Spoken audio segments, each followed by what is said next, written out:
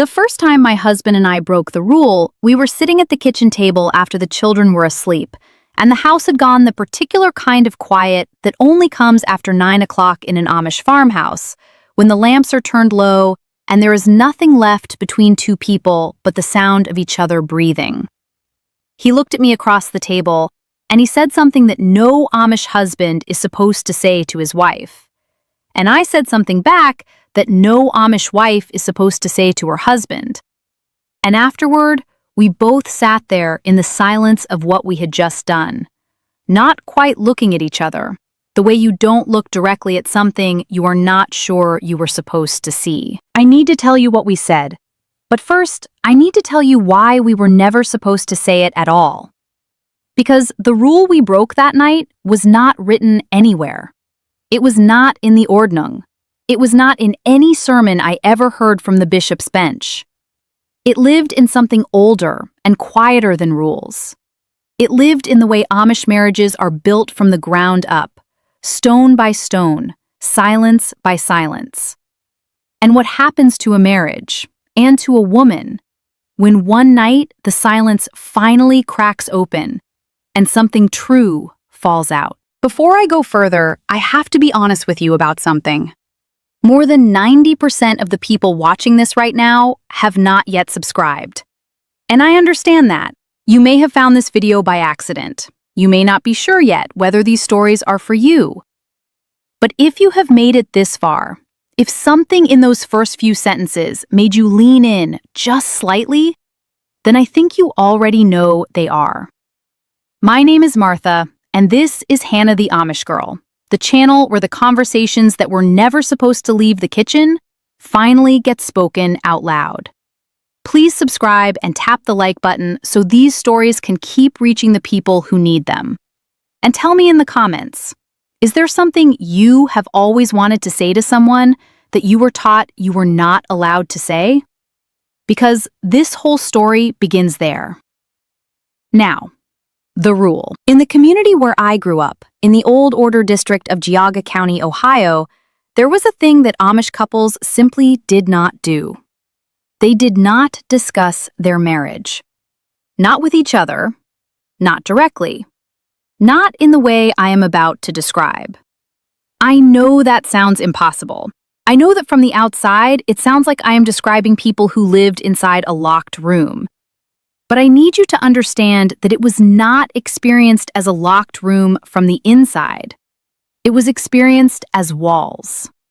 And walls, when you have grown up inside them, do not feel like confinement. They feel like the shape of the world. Let me explain what I mean. Jonas and I had been married for 3 years when the night at the kitchen table happened. 3 years. In that time, we had built something together that I would not have called unhappy. We had 2 children, we had a working farm, we had a rhythm. He came in from the barn, I had supper on the table. I washed, he dried, sometimes. We went to church together on Sundays and sat on opposite sides of the room the way married couples sit. And I watched the back of his head during the sermon and thought whatever quiet thoughts a young Amish wife thinks while the bishop is talking. We were not unhappy. But we were not, I understand now, actually talking. What Amish couples talk about is practical. Who is coming to visit on Sunday? Whether the back field is ready to plant. What the children need for the school term. Whether the roof above the summer kitchen is holding, or whether Jonas needs to ask his brother to help reshingle it before the fall rains. This is the language of an Amish marriage. Useful language, necessary language, language that keeps a farm and a family moving forward through the seasons. What Amish couples do not talk about is everything underneath that. What they feel, what they need, what is not working, what they wish were different, what they are afraid of, what they wanted once, when they were young enough to want things without knowing yet that wanting was itself something to be careful with. I want to tell you that Jonas and I were unusual in this. I want to tell you that other couples in our district did things differently. But the older I get and the further I am from that life, the more I understand that we were not unusual at all. We were Amish, and this is how Amish marriages work. And the reason I know this, the reason I am certain of it in a way I was not certain of it while I was still living inside it, is because of what happened the night the silence finally broke. It started with a small thing. It always starts with a small thing. That is what I have learned about the conversations that change everything. They do not begin with the thing they are actually about. They begin sideways, the way every important thing in Amish life begins, tilted toward the truth, but not quite facing it. Jonas came in late from the barn that night. I had held supper for an hour past the usual time, and then fed the children without him and put the plate on the back of the stove. When he finally came in, he sat down and ate without looking at me, and I sat across from him with my hands around a cup of cold coffee, and the children were in bed, and the house was quiet. And something about the particular quality of that quiet on that particular night was different from every other quiet we had sat inside together. I cannot tell you exactly what made it different. I have thought about it many times since, and I still cannot name it precisely. But I think it was this. Jonas looked tired in a way that was not about the barn. I had seen him tired from the barn 1,000 times. This was tired from somewhere else, somewhere inside. And when I saw that, something in me recognized it, because I had been tired from that same somewhere for a long time and had told no one, including myself. He finished eating. He pushed his plate back. He looked at the table between us, not at me, and he said, "Martha, are you content?" I want you to stay with that question for a moment. Are you content? Not are you happy, not are you well. Content. Because content is the word that an Amish man reaches for when he is trying to ask something he does not have the language to ask directly. Content is the word that lives at the edge of what Amish people allow themselves to want. You do not hope for happiness in my community. Happiness is an English word full of self and wanting. But content, contentment, that is something plainer, something humbler, something a person might be permitted to have without it being a sign of pride. And here is the thing I need you to understand about what happened next, because this is the part that mattered. This is the crack where everything came through. I could have answered that question the way I had been trained to answer it my entire life. I could have said, "Yeah, Jonas, I am content." I could have said it in the quiet, certain way that Amish wives say things they are not certain of at all. And we could have gone up to bed, and the silence would have settled back over us like snow settling over a field, and nothing would have changed. But I did not say that. And I still do not fully understand why. Maybe I was tired enough that night that my careful self let go before my honest self could stop her. Maybe it was the way he had asked it, looking at the table instead of me, which meant he was asking it for himself as much as for me. Maybe it was just that 3 years is long enough for a silence to become heavier than a person can carry alone. I said, "I don't know." 3 words. I don't know. And in the context of an Amish marriage, in the context of that question, those 3 words were not small. Those 3 words were the rule breaking. Because a wife who says, "I don't know," to "Are you content?" is a wife who is admitting that the answer might be no. And a wife whose answer might be no is a wife who is standing at the edge of the most dangerous territory an Amish woman can stand at, which is the territory of her own interior, the landscape of what she actually feels, what she actually needs, what is actually true about her life beneath the surface of all the things she does and keeps and manages and maintains. Jonas was quiet for a long time after I said it, long enough that I thought I had made a mistake, long enough that I started arranging a way to take it back, to soften it, to turn it into something less true. And then he said, very quietly, still looking at the table, I don't know either. I need to tell you what those 4 words cost him. I need you to understand what it means for an Amish man, a man who has been raised since boyhood inside a theology that teaches him that his role is to know, to lead, to be certain, to provide the shape of the life that his wife and children live inside. A man who has been told from the time he was old enough to sit through a sermon that doubt is a weakness and uncertainty is an open door for something worse. For Jonas to say, "I don't know either," across a kitchen table at 9 o'clock on a Tuesday night was not a small thing. It was, in the language of everything we had both been taught, a kind of failure. And he said it anyway. And that was when the conversation began. The one we were never supposed to have. We talked for 2 hours. 2 hours at that kitchen table in the low lamplight, with the house quiet around us and the children asleep upstairs. And we said things to each other that Amish husbands and wives are not supposed to say. We did not say them in the way of the outside world. We did not have the vocabulary for that. We did not talk about feelings in the way a therapist might encourage. We did not use words like needs or boundaries or emotional labor. We talked in the plain language we had, and we talked around things and toward things, and sometimes we sat in silence for several minutes before one of us found a word that was close enough to what we meant to use it.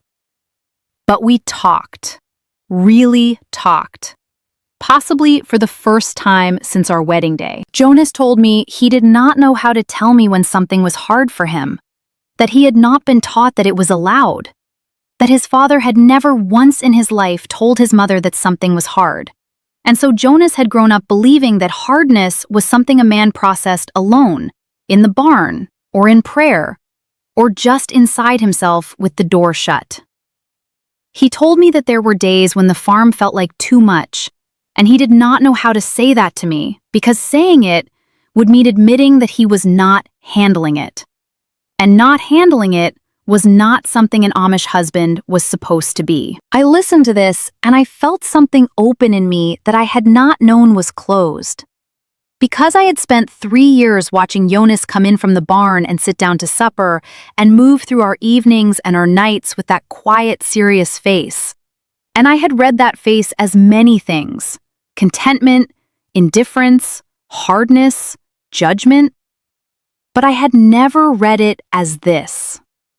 I had never read it as a man who was also drowning quietly inside a life that had given him the shape of what to be, without teaching him what to do when the shape did not fit. I told him things too. I told him that I was lonely in a way I did not have a word for because I was surrounded by people every day of my life. And loneliness was not supposed to be possible when you lived inside a community that tight. I told him that I sometimes stood at the kitchen window in the afternoon and felt something that I could only describe as a kind of flatness, like a field after the harvest, empty and waiting for something I could not name.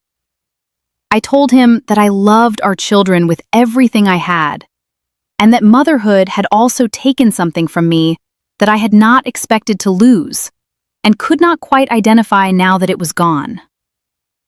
I told him all of this in halting, careful words, watching his face while I spoke, ready to stop the moment I saw something close in him. And his face did not close. He listened. He nodded slowly, once. He said, "I have seen that in you." I did not know I was allowed to ask about it. We did not solve anything that night.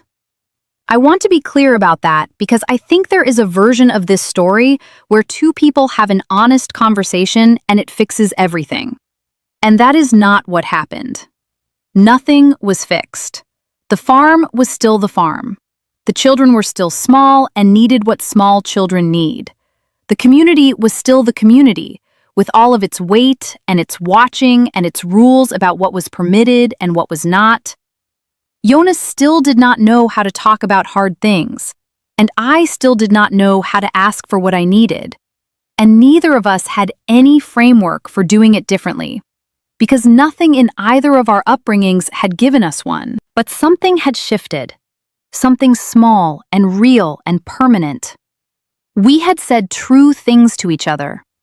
We had sat inside the discomfort of our own honesty, and neither of us had left the table. And in the morning, when Jonas came in for breakfast and looked at me across the kitchen, something in the way he looked at me was different. Not dramatically different, not in a way anyone else would have seen or named. But I knew it. The way you know when a window has been opened in a room that has been shut too long. Here is what I have thought about in the years since. The rule that Amish couples are not supposed to break, the rule against that kind of conversation, does not exist because anyone sat down and decided that honesty between a husband and wife was dangerous. It exists because the whole structure of Amish life depends on a certain kind of silence. The silence that keeps everyone in their place. The silence that keeps the wife submitting and the husband leading and the bishop preaching and the community holding its shape. The moment two people inside that structure start telling each other the truth about what is actually happening inside them, something loosens. And a thing that loosens is the thing that might eventually come free. I think Jonas and I both understood this somewhere beneath the conversation on the night we broke the rule. I think we both knew that we had stepped onto ground that was not supposed to be stepped on. I think that is why we never quite did it again. Not the way we had that night, not with that same openness. Because the openness itself was frightening. Because it pointed toward a kind of life that our community had no room for, and no word for, and no way to hold. I left 3 years later. Jonas did not leave.